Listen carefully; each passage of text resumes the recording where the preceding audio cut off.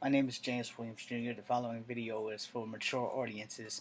If you can handle the strong subject matter in which I will be speaking of, then you are free to stay. If you cannot handle the strong subject matter that I'm speaking of, please don't stay. This is definitely not for children under the age of 13. And why I say 13 is because by the time you're 13, you're figuring out how you want to live the rest of your life. You're figuring out who you want to be, figuring out how you want to be a productive member of society and not some fucking hooligan. Alright? So this video is about racism. Complete and goddamn. Sorry, there's a hot chick. Complete and utter racism. And if you can't handle the racist topic, I prefer for you not to be here. Alright? As I said before in a video that I made for Facebook Live, and as I say in damn near all my videos, as a person of multiculturalness, I personally do not have the right to be a racist.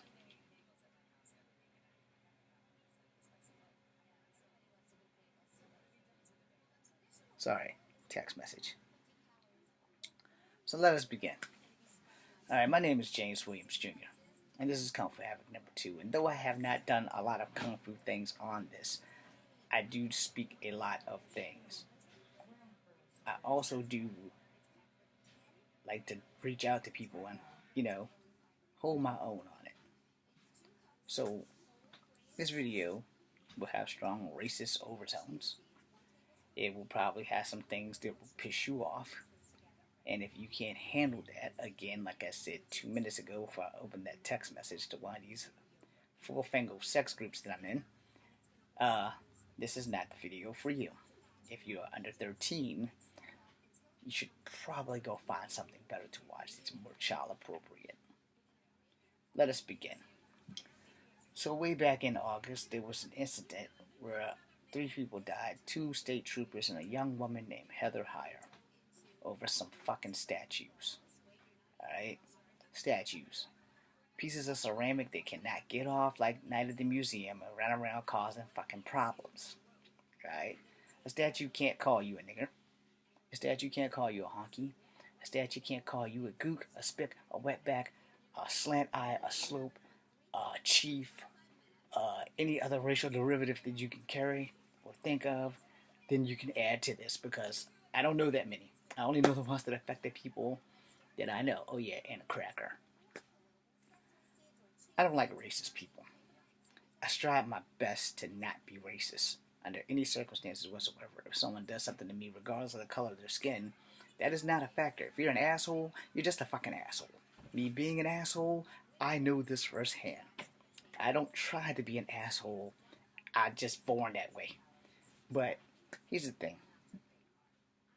We as people refuse to address the elephant in the room that is racism.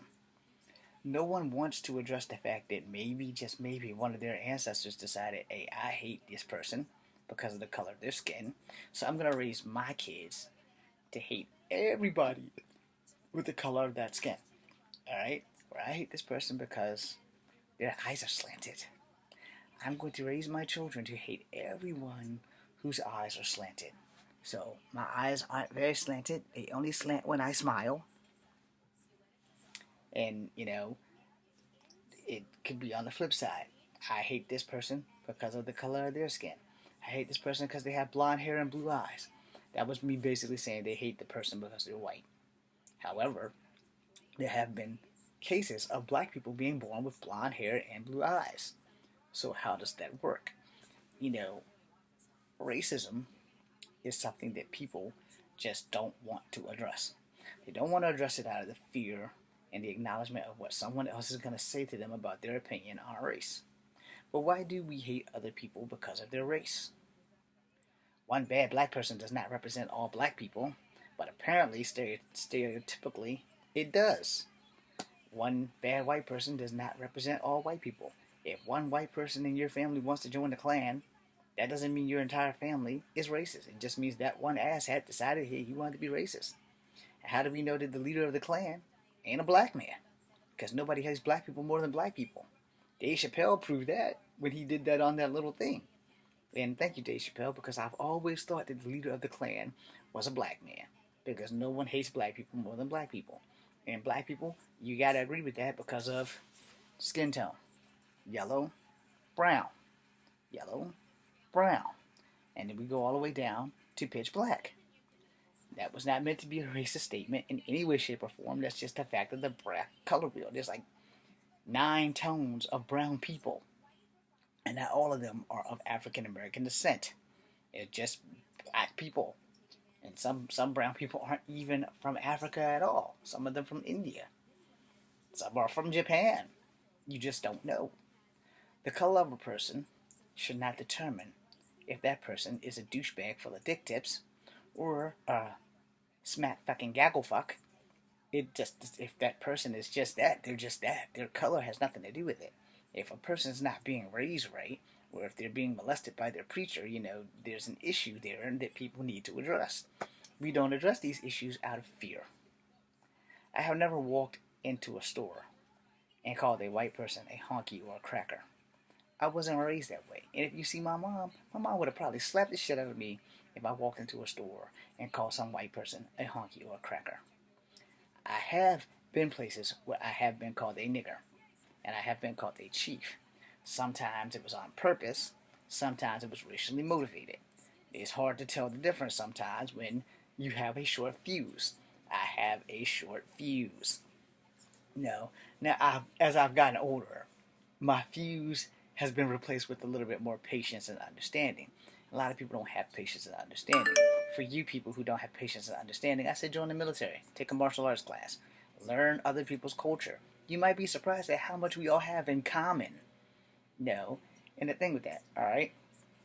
For most Asian cultures, when they go visit the dead, they light incense. They leave food as an offering, as a peace offering for the spirits to carry on with the passing and into the afterlife. And some other cultures do the same damn thing. You just don't know this because you're not willing to go out and learn. The best way to stop racism is the way Eddie Murphy did it. Dress a black man up as a white man and let him be white for a day. Dress a white man up as a black man and let him be black for a day. And it's going to be kind of hard to do that for an Asian person. To let a white person or a black person become an Asian person, it's going to take a lot of makeup. I'm not saying that to be an asshole. I'm just saying that if your skin tone isn't as light as mine, it's going to be an issue. Now, me on the other hand, all they got to do is like slap some makeup on me and put me in a room full of Hawaiians and no one would ever know the difference. There's a lot of people who are Filipino or Hawaiian assume that I'm one of them. Slap me in a room full of Mexicans, I'll fit right in. People will think I'm Mexican because people have thought I was Mexican. I don't speak Spanish. I'm not Mexican. However, you guys should know if you are Mexican, you technically are of Incan, Aztec, and Mayan descent, which also means you're not really Mexican. You're actually an Asian person. You only speak Spanish because of Cortez's conquering the same way that most tribes up in the northern American hemisphere speak English because of the conquering of the English settlers of our tribes. Now, here's the thing. That's a touchy subject also. But no one has really fought to change it. There are Native American activists that are actually fighting to keep the languages of all tribal people alive. They're writing them in books, they're putting them on Rosetta Stone, they're doing everything they can so that history is not taken from us. English, well, hell, everybody's learning it, so it's not really going anywhere. Same thing with Spanish. Everybody's being forced to learn it, so it's not really going anywhere. Now, because those are like 3 of the top languages besides Mandarin, Chinese, that are being taught in school or being offered, and if we're lucky, some of them will be slammed down our throat, so that we'll have a second language. It'll be one of those steps that we need to de-escalate the racial divide. Now, I'm going to be honest. No one can change their ethnicity. You don't have that kind of payroll. Alright? And if you do, yippee-ki-yay to you. I will never have enough money to lighten my skin to where I can pass as a white man. It's not going to happen. And if I had that kind of money, I would probably donate it to someone else. Because I'm okay in the skin I'm in. Might want to change my face a bit because I'm slightly ugly. But outside of that, I'm okay. I like being mixed. I like having three cultural backgrounds that I can fall into when I need to write a story or when I need to have a release. But we as people, we see color first. Every one of us. You can deny it all you want, but every one of us sees color first. Doesn't mean you're prejudiced, doesn't mean you're racist, but it's the first thing that you judge a person by self consciously because of the way the world works.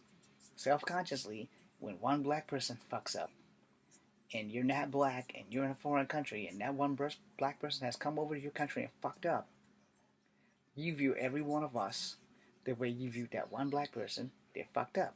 Now, if that black person is a celebrity, celebrities tend to get more of a hall pass than everyone else, so they tend to be respected. And when people are like, oh, well, he's a celebrity, lock him up in a hotel for the rest of the stay. He can't get in any trouble in the room by himself. You have no idea how much a celebrity can get in trouble in a room by themselves. I'm not a celebrity yet, but I'm pretty sure that if I'm single when I'm a celebrity, I'm going to get in a lot of trouble. Especially if I come over to China or Korea. Yeah, red light district, buddy. Oh yeah, call me. Anyway, the whole thing is, this video is going to address racist shit. Alright? And a lot of people don't know that they're racist. Like, secretly. They just don't know that they're racist.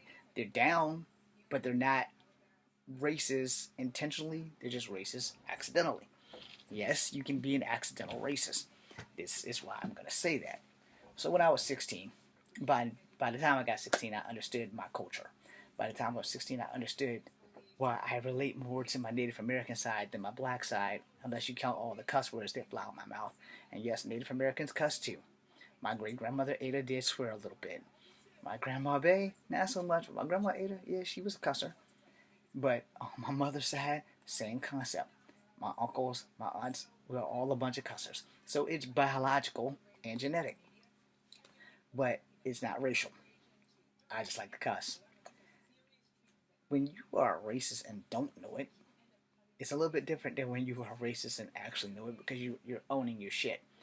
When I was 16, by then I figured out, I look more Native American than black. So that's why people will always say, are you sure you're black? Well, my birth certificate says black. It actually says Negro, but black. So I write down black. And then people were like, yeah, you should check more than one box. And I just checked black. And it's like, look, if you must know, yes, I have Native American in me. Yes, I have white in me. But that birth certificate identifies me as a black man, so I put down black. I don't want any legal ramifications for you to fire me because I only put down one box. But if you go back and get my birth certificate, it does not have Pacific Islander on it. It does not have Native American on it. It has black. Because in the 70s, they didn't have a word for mixed kids. They didn't, other than mixed kids. But they didn't put that in a legal document. They just couldn't, I guess. I don't know. Now they're changing things, but I'm not going to pay like 500 and some change to get my birth certificate changed. Fuck that. I'm black. As simple as that. Back to the story. I told you guys this before. I'll tell you this, guys, again. I worked at Keckler's for like 3 years in high school. And this one white guy, I don't think he meant it as a racist thing. And if he did, well, therefore, it's over and done now. But he called me chief every weekend for 3 years. 3 years. It got to the point where I got tired of telling him my name was James. And when he started saying, what's up, chief? I'd say, how? No. Yeah, I gave in. Basically, you can say I sold out because I got tired of him calling me chief. As I got older and my sisters were workplaces and I had to pick them up, I've had young white men come and ask me, you some kind of Indian? And I say, yes. Yes, I am. I am part Cherokee. Now, I've always said I am part. I've never went full on and said, yeah, I'm Cherokee Indian. No, because I'm not. I would love to be. I feel more Native American than black all the time.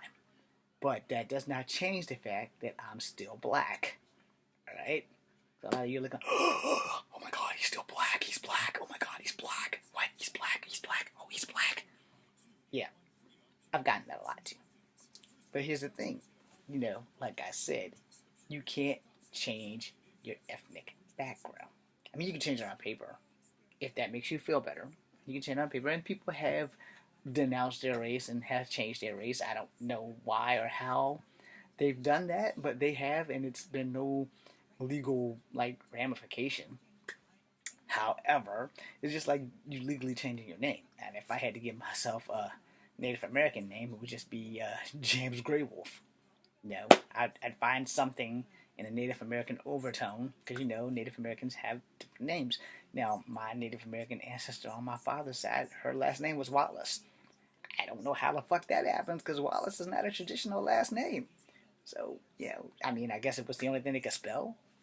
But like I said, if you're racist and you don't know it, that's a big fucking deal. You did not know you were a racist. It happens. And if you know somebody who's basically a black man trapped in a white man's body, I know plenty of them. They're not racist. They're just fucking down like that. And if you got a problem with that, they'll beat your ass like they're a black man. No. I know who you talking to. You know. Yeah, you know. And the thing is, if you are in a family of people who are multicultural, and for those who don't know, if you're a white man with a black wife and you have a mixed son and their cousins are white and their cousins are black, there's your commodity. That family is not racist. That family may have some issues, but they're not racist until someone makes them racist. Racism is a big problem, and the reason why it's a big problem is because no one wants to address it. I had some issues in school. I told you guys a story about the girl calling me a nigger, and I never forgave myself for busting her in the mouth. But mostly it's because as a martial artist, I've been a martial artist all my life. So me hitting her in the mouth was damn sure wrong. But that doesn't change the fact that I did it. And as a martial artist, it was unforgivable because I knew better. But it was reflex. It was reflex action. James, you're a nigger. Don't even remember how fast my hand was, but I know when I brought it back down, there was red shit on it, which we call blood. She hasn't forgiven me, probably. I haven't forgiven me, so it's an equal playing field. I'm never going to see her again. That's pretty much a given. I'm not going to mention her name, because I only remember her first name, but I know she's never going to forgive me. She probably has never forgiven me, but I'm pretty sure she's never probably called another person of color that shit. But that does not change anything. Hitting people in the mouth for calling you a racial derivative makes you feel good for that moment, but it doesn't change the fact that they said it. Because once words fly out your mouth, you can't swallow them back. Once it's been said, it's been said. You have to deal with that shit. It's just a matter of fucking time and life. And the thing with that is, people don't like dealing with things like that. They don't. People will find ways to avoid dealing with the truth, and they will find ways to avoid dealing with things in general. Which is why racism is such a big fat boom. I'm going to make a second video, and I'm going to dive deeper into racism. I'm going to dive deeper into the events of Charlottesville, because we're still having problems with these fucking statues. I'm James Williams Jr. This is Kung Fu Havoc number 2. Be seeing you.